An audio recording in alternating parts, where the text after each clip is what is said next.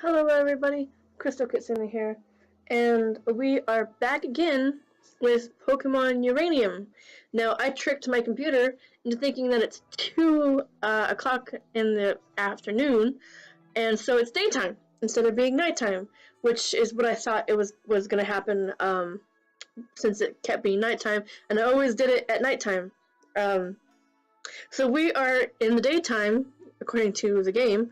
So now you can see everything in the daytime, and maybe we will get some Pokemon that are strictly based off of the day, being the day, since there is a day-night cycle. So we are going to... We need to go back to...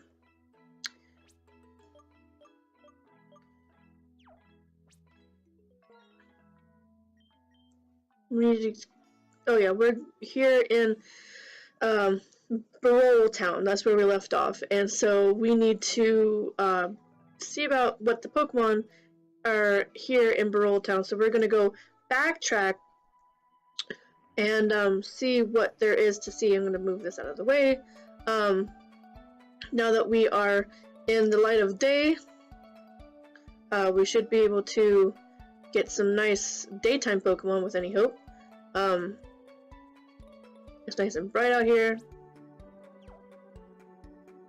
The sun's shining. There's a nice little beach area. We can't go surfing or anything just yet, but we probably can later on. Gonna avoid being attacked by anyone right now, because we're still kind of weak, Pokemon wise, so we are not quite there yet. So we definitely can't beat the Barol person in the gym, so that's going to take a while, and I will go off camera and do some leveling up before we get to that point. So off camera grinding to get to a decent level. I said probably I was going to do that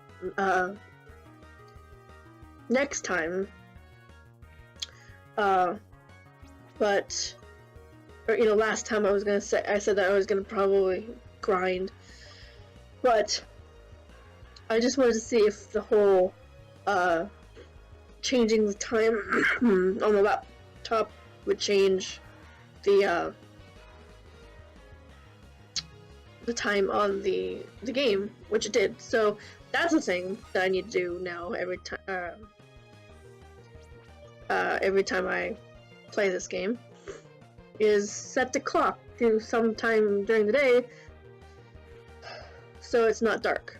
And I should have healed my Pokemon. Why didn't I heal my Pokemon?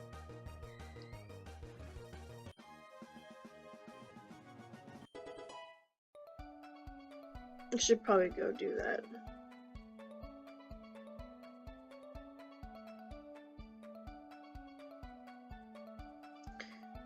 The reason why I'm avoiding like battles and stuff right now is because everybody's going to be a higher level than what I am right now, so it's going to be a slaughter. And I wanted to make sure that we got to Barol Town before I started taking battles, because then I would have just been stuck back in the other town where we left off. So I'm going to take this opportunity to go ahead and heal my Pokemons, because I didn't do it when I was before I ended the game. So that was my fault. Okay, now we'll go to the Pokemon Mart, the Pokemart, to see about getting some potions and stuff.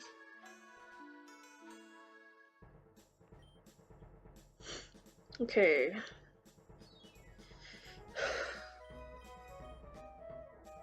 Okay, I have 19 of those. But no. Just buy 5 of these.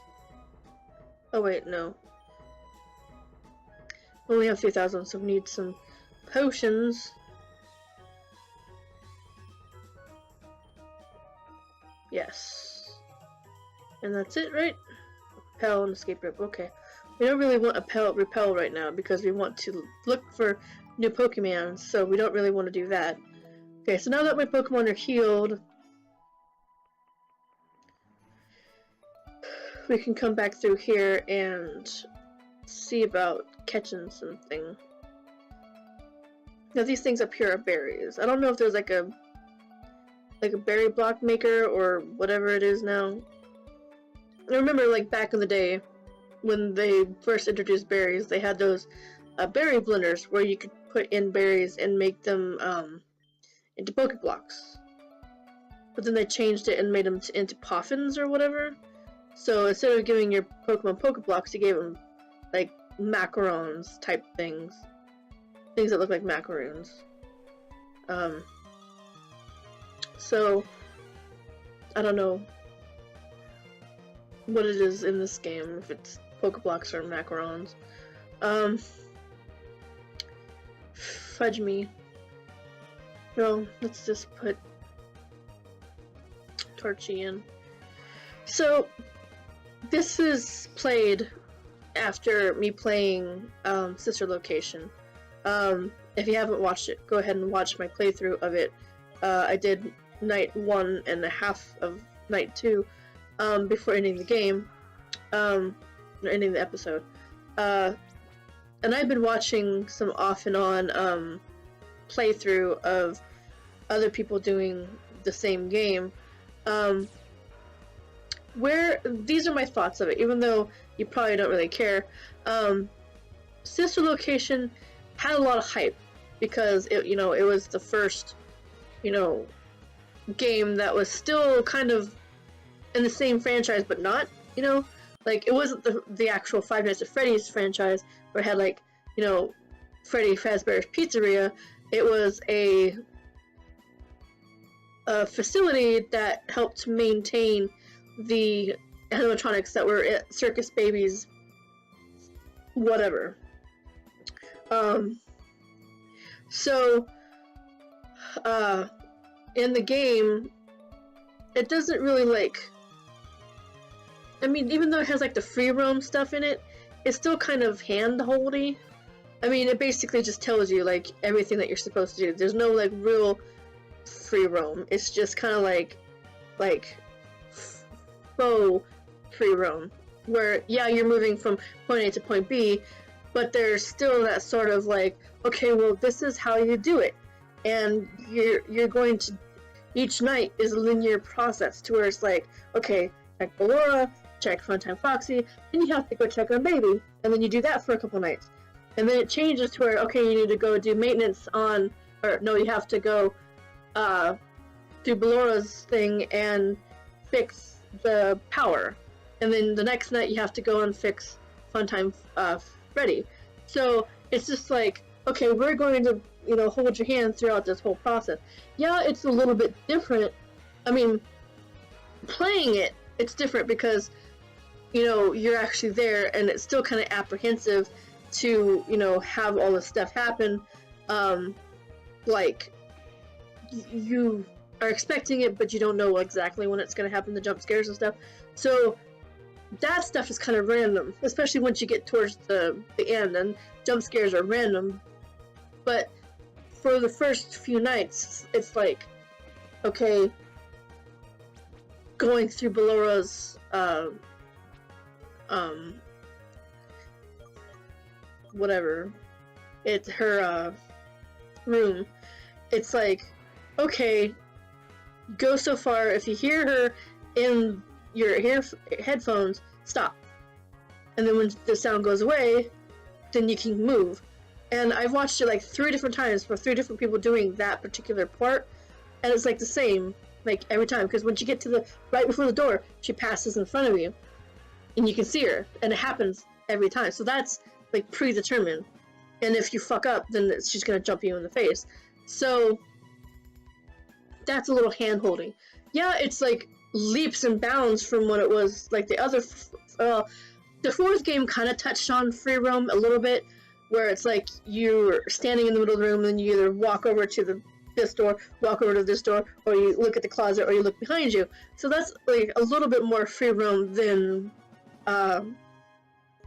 the other ones where you're sitting in one room and you have to, like, okay, you know, Five Nights at Freddy's and Five Nights at Freddy's 2, you're stuck in an office. The only thing you can do is look at cameras, look at vents, look at, you know, down the hallway for Five Nights at Freddy's 2. So it's just kind of like, I don't know. I'm not really, you know, bitching about the game. I mean, it's a really cool game. I mean, it's like I said, it's more in depth. You've got way more to do than the previous games that were out there. And I hope that, you know, if Scott Cawthon decides to do, you know, another Sister Location-esque game, that he, you know, continues improving that functionality, where it's like, okay, you have to do this and this and this, you know, in one night, and you do this, this, and this in another night. I hope that he continues to branch out on that particular thing, because it's very, like, different. So I hope he continues to do more with that particular, you know, where he's heading towards Sister Location. I mean, this time next year there might be Sister Location 2 or something like that, where I don't know where he could go with Sister Location 2, but or just do something totally different where it's not the Five Nights at Freddy's franchise or anything that's related to them. But I think since he's got, like, a pretty good story going on with the Five Nights at Freddy's characters, and, you know, the Sister Location now with side characters that are, like, made by the same person but for a different location, I mean, it's pretty cool how, you know, it's still Five Nights at Freddy's technically, but it's a totally different location. It's not Five Nights at Freddy's, it's not Freddy Fazbear's Pizza, it's, you know, Baby's Circus Adventure, or whatever the heck they called it. That's cool. And upon watching, you know, the different playthroughs of the different people doing it, because I don't think I'm ever going to get to the point where, you know, I get to the very, very end, or even get to, like, the secret ending, or the good ending, because I'm too much of a pussy to actually attempt to do that. But I commend those who do scary games for a living, because it's like, especially the jump scary, you know, games where it's like you don't know where it's coming from, and then it's like jumps in your face, and then you're like, you know, being startled and whatnot. But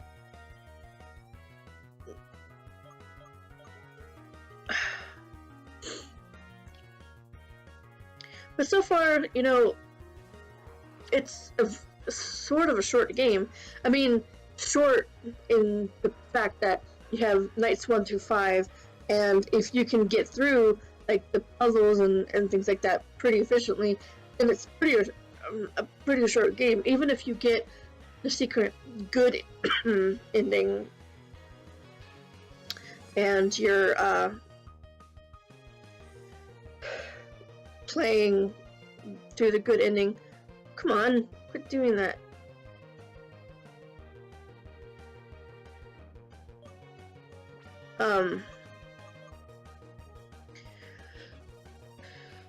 It's a little bit like, the quicker you get through the night, like the shift, then that's your night. That's the end. So, dang it. Goddamn fucking thing. Sorry, it keeps flipping off onto the desktop, and it keeps moving the cursor around my icons. Because I think I keep touching the trackpad. But Five Nights at Freddy's Sister Location is a step in the right direction, game-wise. Now he needs to do one that's way more free roam and less hand-holdy. I mean, no offense towards Scott Cawthon and his, you know, method of doing the games, but this is sort of kind of like, you know, Scott, if you ever watch this or whatever, if you take more of a free roaming aspect to the game, you started doing it. I mean, you got to where you're in a dark room, you can't see shit, and you're walking through the room. That's good. And you got like a potential danger that's, you know, trying to kill you. Now you just need to do it to where the whole thing is more free roam, like a lot of the fan games and stuff. But do it in a way to where it's not like the fan games, but it's still there's a threat, and you have to get from point A to point B by doing something in order to stay alive. Doing something like that is what I'm kind of like hoping that happens. So, I mean, not for me to play, but for those who enjoy the Five Nights at Freddy's games and have always been like, oh, do a free roam, oh, do a free roam, then yeah, it's that's a step in the right direction. Keep up what you're doing, Scott Cawthon, and just keep going on with the free roaming stuff, because that's what a lot of people want. You touched upon it with a little bit of your with this particular game, and it's fun for those who, you know, are into the lore and, you know, all the canon stuff. So apparently, the book that I read, and is he said it wasn't canon though. It was just like, well, it's not canon in the sense that it's like gospel. It's more like an alternate universe or something. So it's not exactly canon to the particular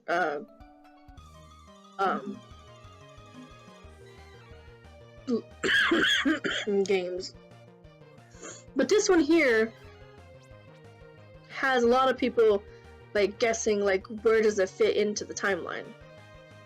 Like, even though they said that, oh, this is the sister location, because it mentions in the beginning that with excuse me, with the fall of the Five Nights at Freddy's, the other location, that it gave, you know, precedence for another restaurant to come in and, you know, make its presence known and be the new Five Nights at Freddy's. So so it said that in the beginning of the actual game. But what I'm thinking though is that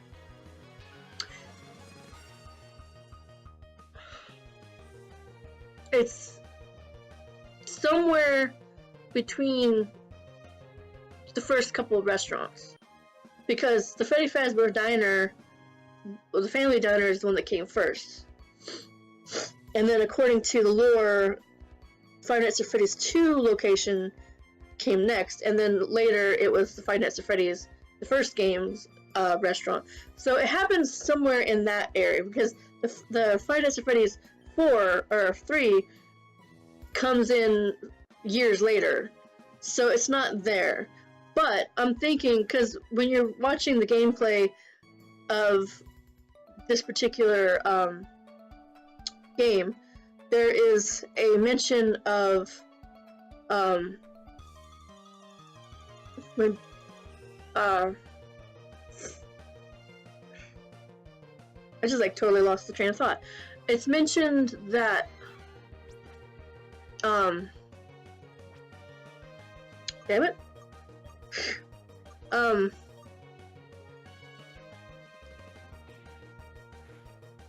Now I'm just gonna sit here and be like, damn, what was I thinking? I was like, something caught my attention, and I was like, oh, that's something that needs to be picked up.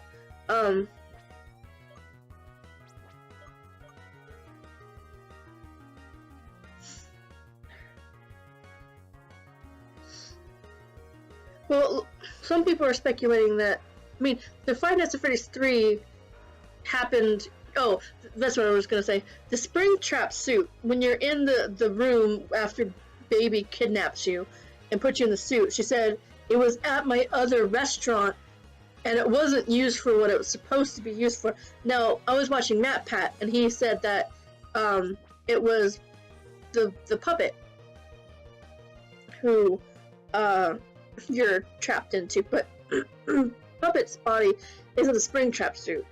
The only spring trap suit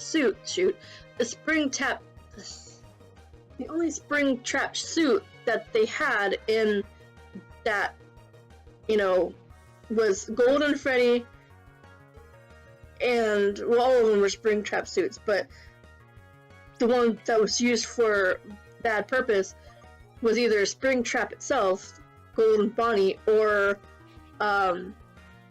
Golden Freddy. So it's one of the two that was a spring trap suit, but the major one was Springtrap. So even though he said it was probably the puppet because it had like a grin or whatever on its face, the only Springtrap suit that was used in another game in the other restaurant was Springtrap itself, the Golden Bonnie suit.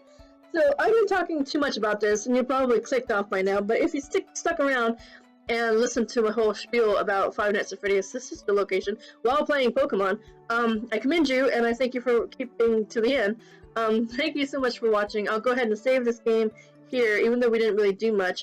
I'll go ahead and do some grinding and stuff off camera, so that way the game is actually at a good pace, or place, when I get back into it again, so that way we don't have to sit around and grind and not get anything done. So by the time we see each other again in this game, I will have a good level of Pokemon, and we will be able to hopefully maybe challenge the leader in Barole Town and see what happens from then. I know this is slow going, but since I'm fitting in scary games here and there for this month, this is going to take probably a backseat for, you know, not as frequent as the other like the other games that I've been playing. So this still will be on there, and all the other games and things like that. So stay tuned for the next episode in the future, and the scary games for October. And I'll try not to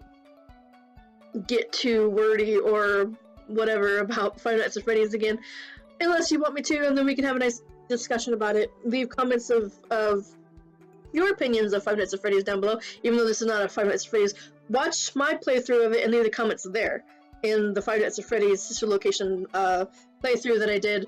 Leave them there, not here. Leave them over in the other comment section. So thanks again for watching. Be sure to share with your friends. Be sure to follow me on Twitter and Instagram and all those other fun things, and check out the merch store if you want some merch. And I'll see everybody next time. Bye bye.